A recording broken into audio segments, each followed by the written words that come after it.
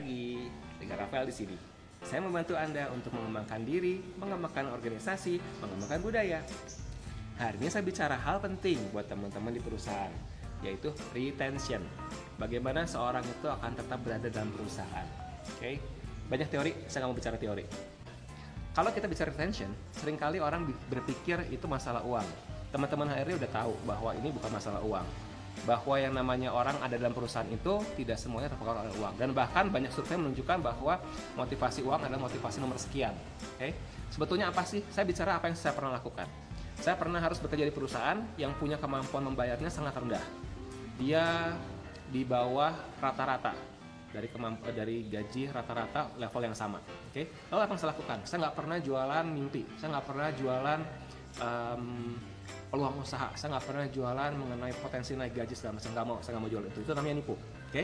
Lalu apa yang saya lakukan? Saya hanya bicara company ini punya value seperti apa dari apa yang saya alami, bukan dari apa yang tertulis. Ya, karena seringkali apa yang tertulis di perusahaan belum tentu itu yang dijalankan, belum tentu itu yang benar-benar hidup dalam kehidupan sehari-hari para karyawannya.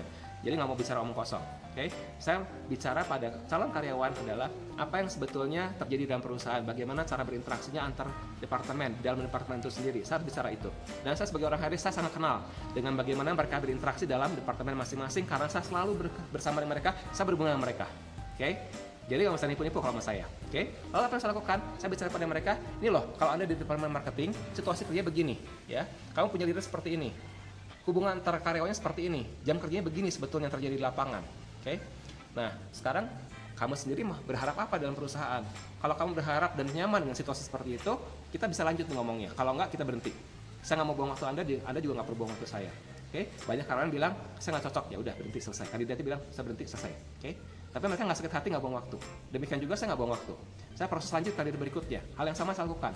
Sampai kemudian saya tanya, ada orang bilang, oke, saya setuju nih, saya nyaman dengan kondisi seperti itu. Lalu apa yang saya lakukan? Saya tanya, target Anda sebetulnya apa sih 5 tahun ke depan, 3 tahun ke depan, setahun ke depan? Apa yang Anda harapkan dari perusahaan ini? Karena saya bilang, kalau perusahaan ini tidak bisa membantu Anda mencapai target pribadi Anda salah masuk perusahaan kalau Anda paksakan diri Anda di sini.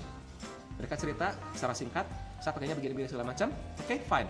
Kalau begitu, company ini bisa atau nggak bisa bantu Anda? Saya ngomong terus terang, kalau nggak bisa ya sayonara. Toh mereka dapat feedback dari saya. Kalau bisa, yuk kita lanjut ke tahap berikutnya. Apakah itu psychological test, apakah kemudian wawancara dengan immediate manager, calon atasan mereka. Fine, gak ada masalah. Oke?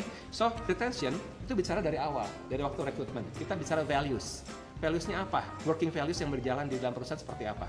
Tawarkan itu, mereka nyaman dengan itu. Lihat, Anda punya situasi organisasi, apakah mampu untuk membuat mereka mencapai target mereka sendiri atau enggak. Kalau value-nya sama, value-nya mereka nyaman, dan kemudian organisasi mampu juga untuk menjawab value-nya mereka, apa yang mereka butuhkan, mereka inginkan, mereka harapkan, yuk kita sama-sama kerjasama, yuk kita join untuk bikin sesuatu yang baik untuk kita semua. Ya. So retention buat saya sangat simpel dari awal. Kalau Anda masuk dalam sebuah organisasi yang sudah ada, Anda taruhkan juga value Anda seperti apa.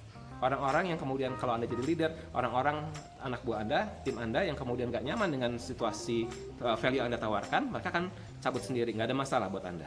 Oke? Tapi juga kalau misalnya orang-orang itu nyaman dengan value Anda, perlahan mau berproses, Anda akan ketemu dengan tim yang sangat kuat. Leader hanya menjadi leader kalau Anda punya follower. Kalau Anda nggak punya follower, Anda bukan leader. Anda cuma atasan karena Anda punya jabatan. Anda nggak mau seperti itu kan? Yuk kita bicara engagement yang sebenarnya, bicara dari values. Sampai sini, sampai jumpa di kesempatan berikutnya. Salam bahagia untuk Anda.